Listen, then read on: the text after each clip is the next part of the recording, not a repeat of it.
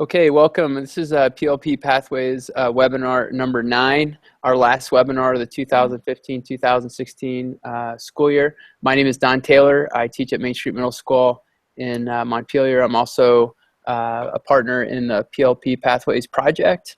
And this concludes our series. And today we're going to be talking about reflecting on our PLP work, some of the professional learning opportunities out there, and then some of the questions we may still have about PLPs and how they fit into our program. Joining me today is... Hi, I'm Maura Kelly. I'm a 7th grade humanities teacher at People's Academy Middle Level in Morrisville, Vermont. I've been working with Don on PLP Pathways over the course of this year, and I look forward to thinking about the PLP and next year and what that's going to bring. And I just want to, I guess, Maura, this is interesting because Maura and I both work with the Middle Grades Collaborative, which is a supporter of this project, as well as the Tarrant Institute for Innovative Education. And this work came out of a discussion that Maura and I had at the Middle Grades Institute last year. And we were at the Institute and we were just talking about media and social media and technology. And this idea came up. And I guess I haven't really had a chance to think about it and look back and reflect on it, but it's pretty interesting that a full year has gone by and we did what we said we were going to do, and we've had a webinar for the whole year, so that's good.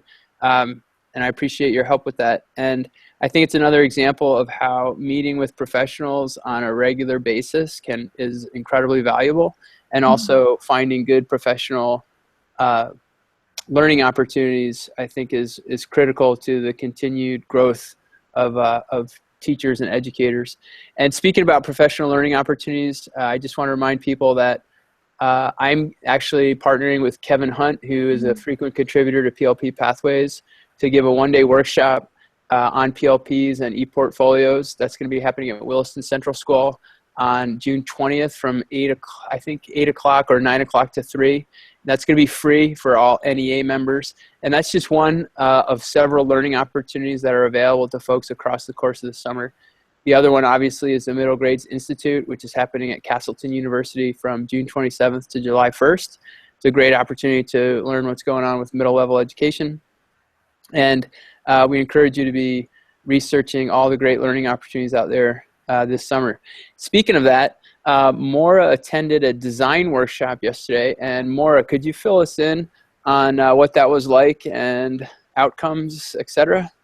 Yep. So my school, People's Academy, we are a Tarrant partner, and we've been a partner of Tarrant for going on 5 years, I want to say right now. We've had a relationship with the Tarrant Institute, and Tarrant is working with several schools around the state. And one of the big themes that we've been working on is the PLP within the class. And over at Lamoille, which is another partner school, Lori Lisai is a Rowland Fellow, and part of her work that she's doing is around design thinking for students. And so she got together with Susan Hennessy from the Tarrant Institute, and they had this sort of brainstorm idea of coming together and having students come together from different schools and thinking about the PLP and using a design thinking sort of model to have them sort of restructure the PLP. So yesterday, we had our design challenge day, and there were students from People's Academy Middle Level, Hazen, Lamoille, Crossett Brook, and Shelburne in attendance from grades 5 through 9, I believe. And what we did is and there were teachers from those schools as well. And we walked through, Lori walked us through the process of gathering evidence, having these empathy interviews, and talking to people about their experiences with the PLP. So how did you feel? What do you think? What are some things that you have to say about it? What did you do with your PLP? And students were partnered with other students from different schools and really talked to them about their experience with the PLP and how they think their classmates would have felt with it. And then students from that were able to derive sort of their problem. What's the problem that students are having with the PLP? And a lot of the things that students were saying was, feeling like they didn't have enough time to work on them, or feeling like their goals didn't really, they didn't have time to work on their goals at school, or they didn't like their goals, or they felt like it was an extra added on thing. And so once the challenge was clearly identified, they then had these sort of brainstorms. And I think there was a specific term for it, and I believe it was like an IDA or something along those lines, where students were just brainstorming, putting down all the ideas that they had about what would make this better, what would solve this problem.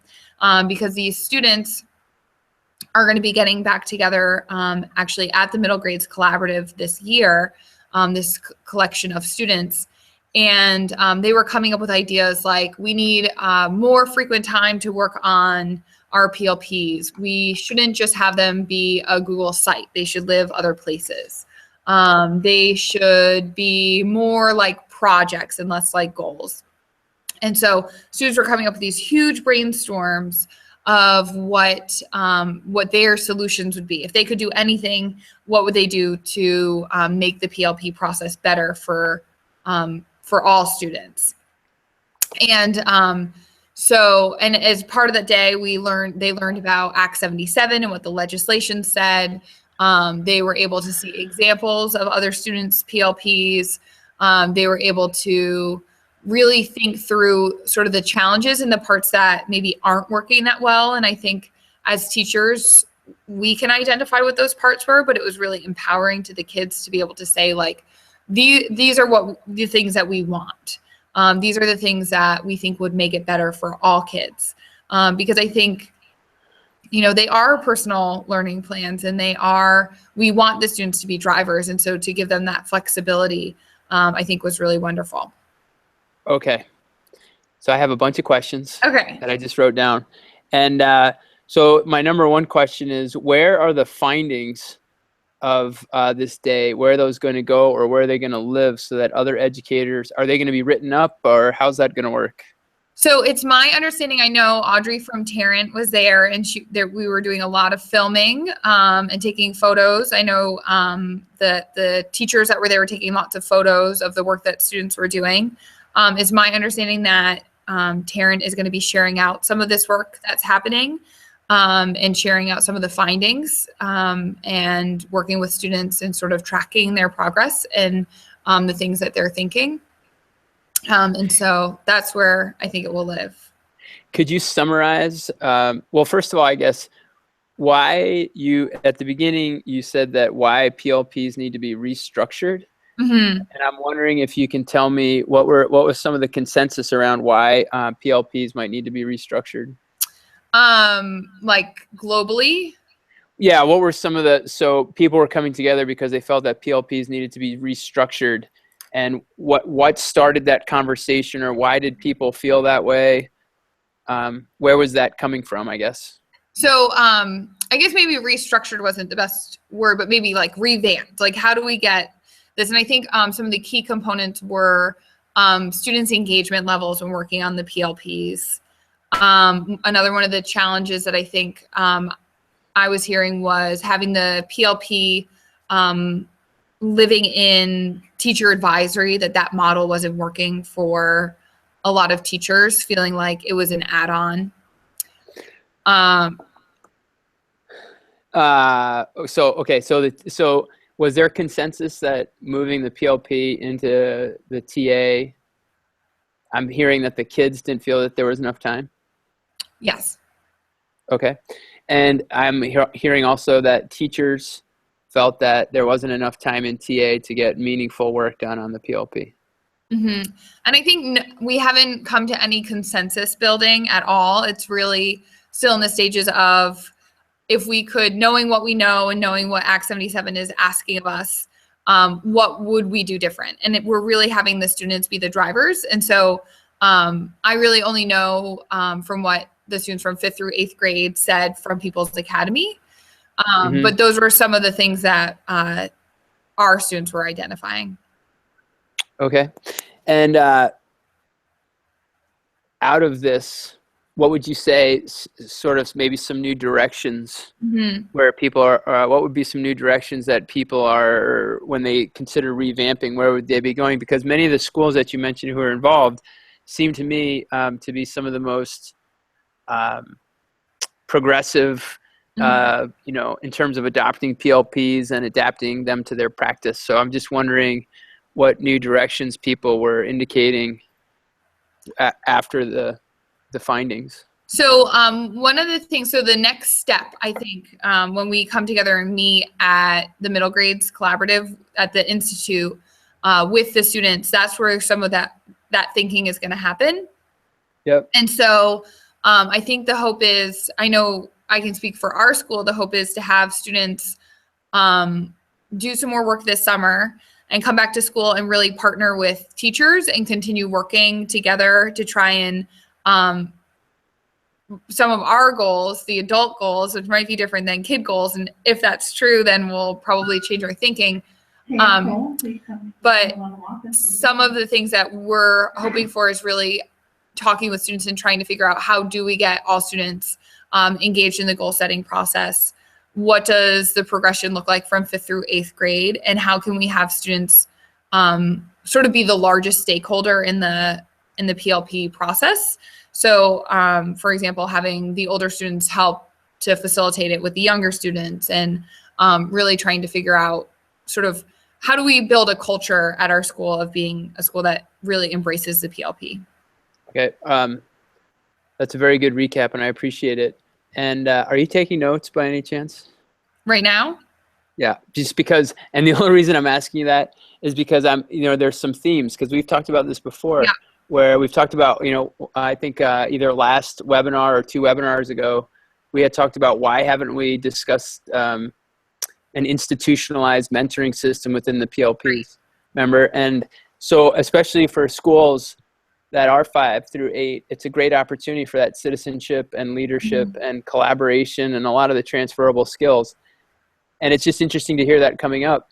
And, it seemed that's a theme. And so that idea of a mentoring system built into the PLP process, I think is really powerful and could really have big impacts. And in many of the things that we've talked about, there's also, can you imagine doing research on whether or not that shifts behavior and whether or not that shifts expectation or culture, and also if that allows kids who are strong with technology but don't always get the floor space, if that allows them to develop social skills, collaborative skills, problem solving skills.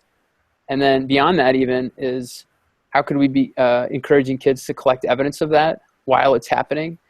And so that it's this a reinforcing system where you kind of build the PLP using the kids as the leaders, and then they're actually filling up their PLP because they're helping to build other kids' PLPs. If that makes sense. There's just such a huge possibility there for a sort of a self-driving opportunity. That's interesting. And now, would you say that you also mentioned that the kids seem to want it to be more like a project? Yes. Explain that a little bit more? So some of the things that our students were saying, and I actually have some images of the work that our students did. Like I have the posters where they were doing all their brainstorm. Yep. And some of the things that they were saying was like they would like it to be structured, but not so structured that it makes it unfun. They were saying that they would like it to be more like products. So one of the ways that it came out, I was talking to one of our 7th grade girls, and she was saying, I knew what her goal was, but I was like, remind me what your goal was this year. And she was like, my academic goal was to make honor roll. And then she looks at me and she goes, well, I kind of made it my goal because I knew I was going to get it. And I was like, so why did you do that? And she was like, well, because I wanted to be able to achieve my goal. And so we were talking about that, and sort of from what we were talking about is having it be this product, like this growth piece, where maybe it would be more this creation, like there would be sort of a product. And that was her thinking, but I think it was kind of coming out from other students too, like how can we have it be embedded more within the school day? So for example, if I have this goal, and I think for some of our kids, it came out of some of the work that we've been doing with negotiated curriculum and project-based learning, but having it be like having a required project that's driven from the student's personal goals, so that, you know, it's something that they can be working on consistently. And it was really interesting. But one of the things that they kept saying was that they wanted less structure, or a better structure, which I thought was pretty consistent across 5th through 8th grade for our kids. Huh. And again, you know, it'd be interesting to see what your structure is, and then actually have the, you know, the comments, like a thing link or something with the comments, so that other teachers could maybe emulate that, or take your lessons learned and apply it as they're moving forward. Right. And then for you personally, was there any, as someone who's been involved with PLPs and e-portfolios for quite a while, was there anything that you heard or saw that was sort of a real aha moment, or something that you want to incorporate into your practice right away? I think one of the things that I've been recognizing and realizing, and sort of it's sort of occurring to me a little bit more now, is just really thinking about goal setting and how difficult it is to have adolescents set goals. And part of that is, I really think, has to do with sort of their own confidence in themselves, but also knowing things that they are interested in and passionate about, and creating places where all students feel safe taking risks. And really thinking about the start of the school year, and how we format the start of the school year, and what opportunities we are giving to our students for self-exploration at school. And so I'm really sort of thinking about that. And our whole schedule is changing for next year. And one of the things that I'm most looking forward to is we have 40 minutes of what's called opportunity time every day. And that's time that kind of students have asked for, as they've been asking for more PLP time, where students will have those opportunities. And we'll have opportunities to give students some times to try something new, or we do a lot of talking about growth mindset, but to continue our work. And, you know, I'm just really interested in how do we create safe environments for our students to maybe set a goal where they're not going to be successful and feel okay about it. And get them out of the box of, I want to get a 90 in my class, to I want to show my mathematical thinking. And so really thinking about the language that's involved, but also thinking about the habits of work. What would you call, I'm just knowing that young adolescents are sensitive and not wanting to call it like a failure goal, but what would you call, I mean, it'd be interesting. That's a whole different concept. A goal that's unattainable, or maybe not unattainable, but one that's. I think when I think about reading, and I talk about this a lot with my students, I talk about just right books. You think about that graphic for Vermont Reads. Yeah. And so we talk about just right books all the time. And so I talk about just right goals all the time as well. Like, what's a just right goal for you? Yeah. And I think we need to start thinking about stretch goals. What are some stretch goals that we can have? And maybe we have one stretch goal, and maybe we work on it for a little bit. But I think we need to have, many opportunities. And one of the things that I was saying to Sean Noonan, who's one of my colleagues who was there, is like, I need to share my own personal failures, like the times when I do something. And it could be like, yesterday, I thought I had everything ready to make dinner, and I had my broccoli slaw that I was going to put into my ground beef, and I opened it up and it had gone bad because I had waited an extra night before I cooked it. And that was a bummer. And I was really frustrated because I was super hungry. And then I got over it and I decided, okay, so instead of that, I'm going to have a salad. But it's those sort of things. And like, as adults, how often are we sharing our own failures with kids? Because I think, you know, we need to make it okay to be working hard and not always get it. Not always win. Yeah. Not always kind of come out on top. Yeah. That's good. And, you know, again, here's just another idea is when we're looking at next year, how are we helping? It's not just about setting goals, but it's about, as you mentioned, our conversation has mostly been around transferable skill goals as opposed to academic goals. But how are we classifying our goals? And I'm sure there's already tons of research out there, but, you know, how are we, you know, if we had like a coloring system, green, yellow, and red, where, you know, I want to have one goal that's green that I think I have to work, but I don't have to go crazy to get this goal. Right. I have a couple goals that I'm going to have to work and be diligent and disciplined. But then I have this one that, you know, is going to be really hard. I can do it, that stretch goal.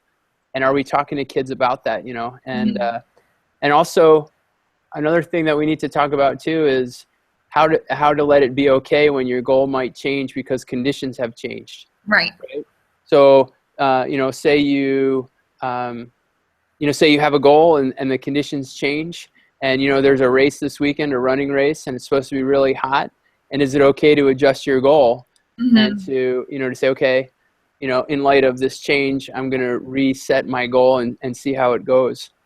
So that's also, I think, that's that deeper level thinking about goals. And in particular, with students who have a lot of other things going on and where not achieving a goal might have a much bigger impact than on adults who experience, you know, don't always get what they want on a regular basis. Right. Or aren't in control.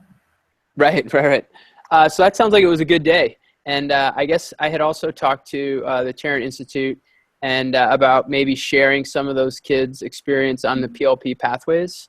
I don't know if that came up at all, but maybe this could be a venue where we could have some guests on the webinar and have them talk about their work and what they were doing. So we have about 7 minutes left, and you already talked a little bit about some of the changes that you want to see moving forward. It sounds like you want to have a little bit more time to have kids work on their PLP and have maybe some more direct engagement or involvement between your PLP and curriculum. Are there other specific steps that you're planning now for next year that you'd like to share with folks? Because you do have loads of experience with this. I think one of the things so for the next sort of portion, the next week or so, we're doing some work right now around, every year we start the year with learning styles, but we're going to be doing a little bit of work with like Myers-Briggs and looking at personality types and strengths assessments with students and thinking about some career explorations and summer opportunities for students. And we're also going to be reflecting on the work that we did over the year and the work that we feel we're really proud of. And we're going to be doing some culminating work with our portfolios. And I'm really interested in looking at the growth of our students over the course of the year and really thinking about those students who maybe weren't successful and really trying to sort of drill down to like, what were the areas that were most challenging? What are things that you think teachers should know about the process?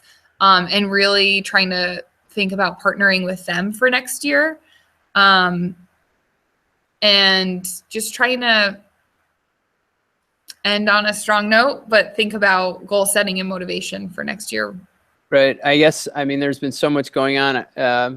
This is I think it's a great time of the year, but it's also fraught with peril. I think there's a lot of anxiety and, you know, it can be a tough time of year. And we're trying to get through some stuff, but having that reflection, and I just want to remind people, and I know you hear me talk about this all the time, but getting good feedback from your kids about the PLP process, and exit surveys by grade.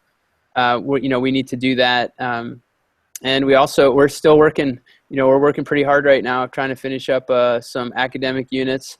And one of the changes that I made for this past academic unit is I gave the kids the option of using their PLP as their workspace. Mm-hmm. So using drop-down menus, we have probably, I don't know, around 10 out of 50 kids who have decided to add a page on their Google site and write off of their evidence.